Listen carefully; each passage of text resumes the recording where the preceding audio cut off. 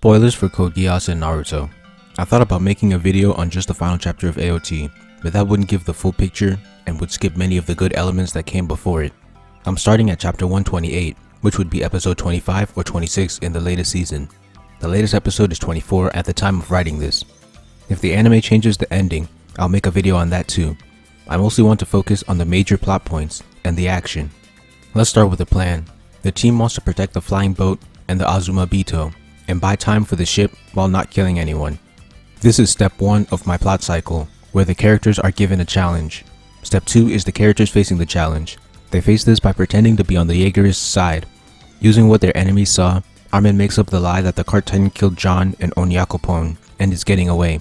They ask Floch to free the Azuma Bito mechanics to fix the boat, obviously so that they can later save them.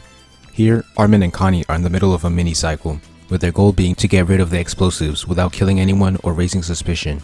The plan is going well, but Kiyomi and Mikasa take necessary actions that allow Floch to warn everyone of the traitors.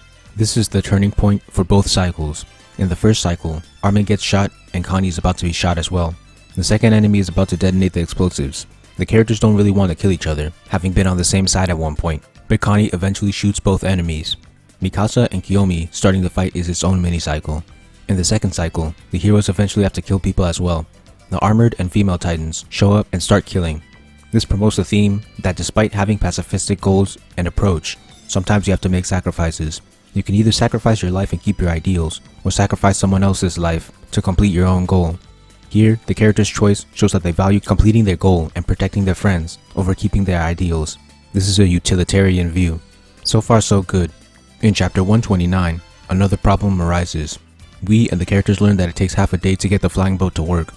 The thriller genre is based on the technique of creating back-to-back problems in quick succession, and AOT is nailing that. Kiyomi comes up with a solution, so now the third mini-cycle is to prepare the boat. Armin and Connie's cycle is done, but the second cycle becomes more complex.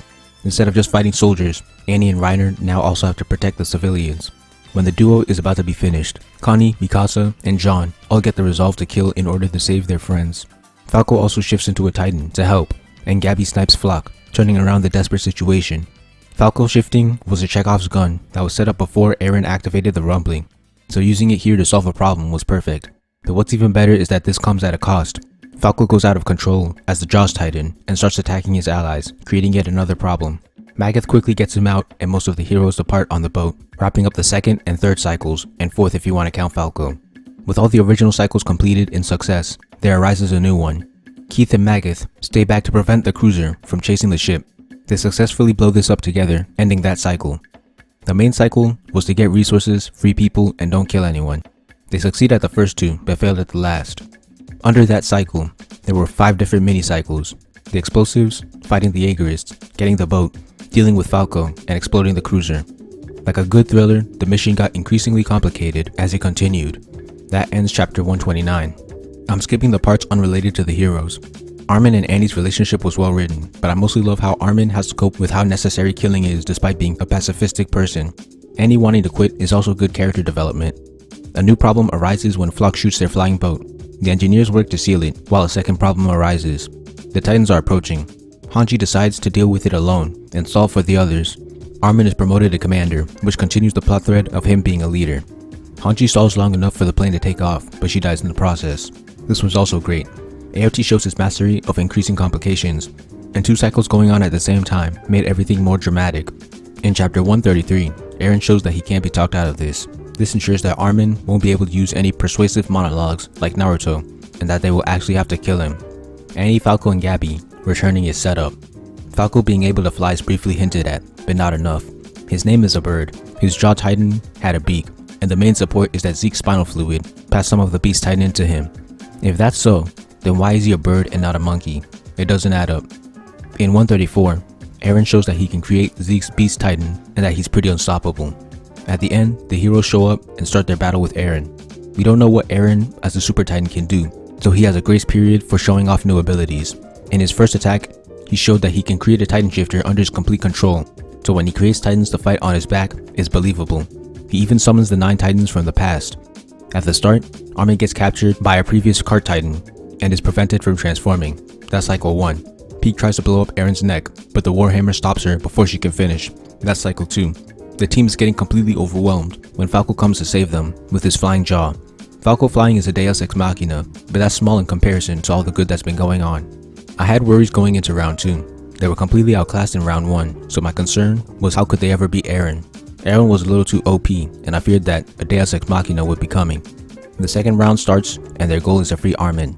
Meanwhile, Armin being in the Titan's mouth served as an excuse to bring him into the path, where he meets Zeke. So now there are 3 total cycles. Armin has to get Zeke's help, the heroes have to free Armin, and the heroes have to kill Eren. I talked about Armin's philosophical monologue in detail in my video, When Theme Outweighs Plot. What I find fascinating is that Armin always seemed like the kind of character that would do a Naruto monologue. But after Eren's final message, it seemed like that wouldn't be able to happen. After all, if he talked to Eren and it worked, then what was the point of Eren saying that? The story would have created limitations just to go back on them. However, AOT actually plays with this by having Armin talk to Zeke, not Eren. His talk doesn't stop everything peacefully, but it does allow for a good outcome. Armin's monologue gets the previous shifters to help, ending 1 cycle in success. Armin is saved, 2 cycles done. Levi's threat of killing Zeke is wrapped up. Jean blows up Eren's neck, and the Colossal Titans stop, ending what Peak started, 3 cycles done. Reiner stops the worm thing, and Armin nukes the place. 4 cycles concluded in quick succession in 1 chapter. That's a hell of a climax. Armin willingly kills Eren to save the world. All that's left to do is have everyone bury the hatchet after seeing what the rumbling did and could have done. It would be poetic because Eren wanted to kill all of his enemies, but now he would have become the villain that unintentionally united the world and changed everyone's behavior. This is similar to Sasuke and Lelouch's goals, except they were consciously trying to unite the world while Eren wasn't. I respect this path as well, because it would have been lame if Eren was faking his whole freedom mentality and badassery. It's interesting how there are some villains that can't be reasoned with. I respect both sides, it's all about execution. Additionally, when Eren first got captured, I was pissed because they were humiliating him yet again. They had a Titan put a tongue in his mouth. Was there not a different way to go about this, leaving his dignity intact? This issue is decreased by Armin killing Eren, but it's still there. But wait, that's not how the manga ends. Eren comes back as a Colossal Titan in chapter 138. Every Eldian that isn't a shifter or Ackerman starts turning into a mindless Titan. This includes Jean, Connie, and Gabby. The fight not ending was the first red flag, because why would you abandon such an amazing climax? Jean and the other main characters becoming Titan was the second red flag. There's no way the story would end with them as Titans or dead. They've had enough plot armor to make it this far, which means that this would be reversed. And the knowledge of exactly how many chapters were left, 1 in this case, informed me that this decision would quickly be undone, making this a cheap scare. Armin fights Eren while the other shifters try to stop the worm. Mikasa has a dream about an alternate dimension where she and Eren run away before preparing to kill Eren and putting on her scarf. Her putting on the scarf is symbolic of her regressing. This is not a good thing, because the manga treats this as a good moment, not a tragic one. She finally escaped her obsession with Eren along with Armin, but now she's putting the scarf back on even after everything that's happened. Mikasa knowing he was inside the mouth was an asshole, so was the alternate dimension. That's what happens when you have 1 chapter left and you try to introduce another conflict. Her killing Eren was much less rewarding than Armin killing Eren. My main reasons are that they were best friends. Armin got the pulp beaten out of him by Eren, and Armin was the most non-violent character. There's also all of the action and plot happening up until that point. The story was good when Armin killed him. The story was falling apart when Mikasa killed him. And to make things worse, Mikasa kisses Eren's severed head. 1. That's a severed head. Mikasa looks like a deranged yandere and a necrophiliac. 2. Their romance was completely one-sided. Eren never showed any romantic feelings towards her, and their chemistry sucked. People have pointed out that he had better chem with Historia, and when I look back, I agree. 3. This feels like it was done to please shippers, which I hate. I despise when writers allow the fans to bend them into making decisions. It shows a lack of confidence in your work. Chapter 138 was just back-to-back bad decision making, and I thought that was bad.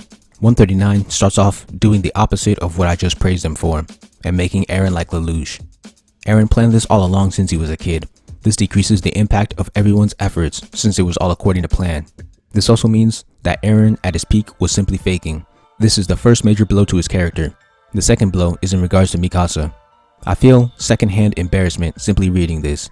Eren is retconned to have been in love with Mikasa all along, and even says simp nonsense, like not wanting Mikasa to be with another man.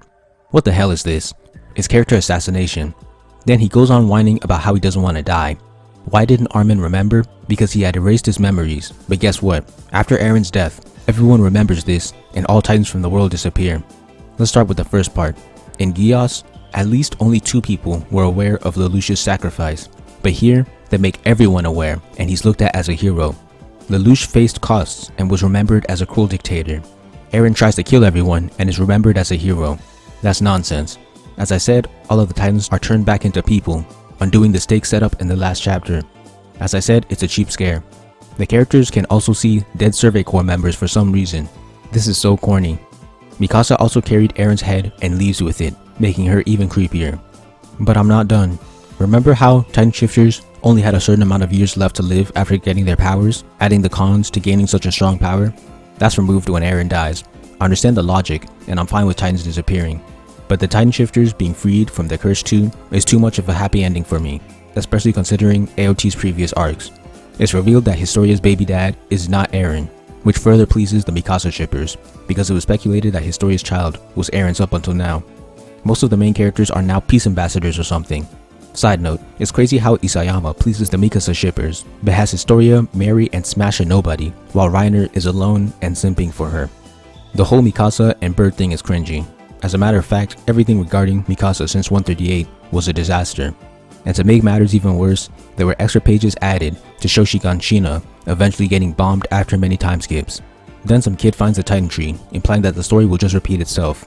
So is the message that war can never be stopped? What the hell was that? In 2 chapters, Isayama managed to fuck up damn near everything. 138 and 139 are easily the 2 worst chapters in AOT. They assassinate Eren's character after he had become a top tier character. They nullify an amazing climax. They make Mikasa creepy. They're filled with ass pulls and cheap fake outs. And they change the theme of the story into something terribly unsatisfying. However, I'm not like those idiots who think that a bad ending ruins the entire story. It does damage, but it doesn't ruin everything that came before. That's impossible to do. At the end of the day, chapters 1 to 137 still exist. They still give me a spectacular ride, and I can still learn a lot from them. In conclusion, AOT is a fantastic masterpiece that just has 2 garbage chapters as the finale. No story is perfect, and those 2 chapters don't stop the entire manga from being top tier. Thank you for watching. Please like, comment, share, subscribe, and help me revolutionize the manga industry by buying my manga and spreading the word. All important links will be in the description.